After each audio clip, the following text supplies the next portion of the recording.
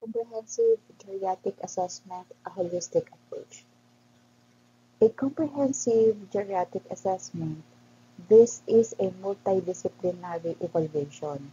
This is designed to identify and address the unique needs of every older adults. It goes beyond traditional medical assessment or yung ating head-to-toe assessment because this will take into consideration the physical, the functional, the cognitive, social, emotional, and environmental factors. Aging is associated with physical, cognitive, social, and emotional changes. When we say CGA or Comprehensive Geriatric Assessment, again, this is a multidisciplinary approach to assess the overall health and functional status of older clients. This will help us identify areas of need and develop individualized patient care. Now, what are the components of CGA or Comprehensive Geriatric Assessment? We have the medical history, functional assessment, cognitive assessment, social and emotional assessment, as well as environmental assessment. Okay. Now, under medical history, the first thing that you are going to assess here or to include here will be the past illnesses. Okay. You need to have a detailed review of the previous health conditions, including the surgeries, and hospitalizations. Okay. Included also under the medical history will be the current medications. This will be the list of all prescribed over-the-counter, including herbal medications that the older client is taking. We will also assess allergies. This is identification of any allergies to medication, food, or any other substances. Okay. Under medical history, we will also assess for family history. Okay, that will be included. A review of families' health conditions, particularly those with genetic implications or genetic diseases or illnesses. After the medical history, you will also take note of the functional assessment. When we say functional assessment, this pertains to the functioning of the person that will include ADLs or activities of daily living. So we will assess the ability to perform basic self-care tasks like bathing, dressing, eating, and toileting. Included also in the functional assessment will be the instrumental activities of daily living or the IADLS. So we will evaluate the ability to manage complex tasks such as cooking, cleaning, shopping, and use of transportation. Another assessment area in the functional assessment will be mobility. So here we are going to assess the gait, the balance, and the need for assistive devices. Okay. Kasama din ang continence. We will evaluate bladder and bladder control. Now, after the functional assessment, we will proceed with the cognitive assessment. This is where we are going to assess the mental status. So we will assess orientation, memory, attention, language, and other executive functions. We will also assess here for presence of dementia. So we will do dementia screening.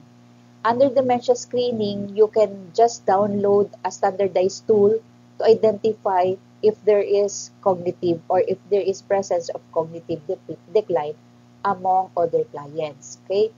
We will also assess for delirium. We will do delirium screening. Again, there will be an available tool online that you can download and use to do delirium screening. Here, we are going to evaluate for acute changes in mental status. Okay? Now, social and emotional assessment will be done also after the cognitive assessment. Part of the social and emotional assessment will be assessing for the presence of social support. We will assess the availability of family, friends, and community resources. Okay? We will assess for the emotional well-being. We will evaluate for depression, anxiety, or presence of other mental health conditions. Okay? Social and emotional assessment will also include quality of life. We will assess the individual satisfaction with life and overall well-being. After the social and emotional assessment, you will do environmental assessment. So we will assess the environment. We will evaluate the safety, accessibility, and suitability of the living space based on the present condition of the older client. We will assess for community resources. You will identify available services and support such as transportation, presence of home care, and senior citizen centers. Okay? So financial situation will also be part of your environmental assessment. You will assess income, assets, and potential financial challenges. Ano ba ang goal why we need to do comprehensive geriatric assessment? Beyond our head-to-toe assessment, why do we need to take in other factors that will be included in the comprehensive geriatric assessment? This is for us to be able to develop a personalized plan of care that will address the individual's unique needs and promote optimal aging. So if we consider all aspects of a person's life, tayong mga healthcare providers can contribute in providing more effective and holistic care. Now, let's go to the medical history, okay? Ano ang key points ng medical history? We are going to look or assess for allergy, okay, review the past current medical conditions, medication history, immunization status, and family history of diseases. Okay? So, under the review of past and present medical conditions, alamin niyo if there are presence of chronic conditions.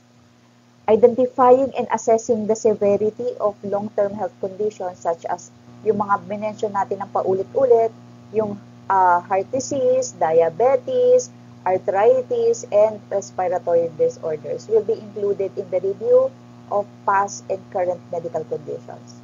Okay? Kasama din dito yung acute illnesses.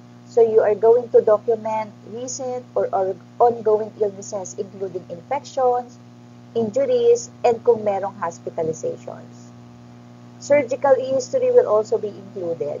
So, record previous surgeries and procedures.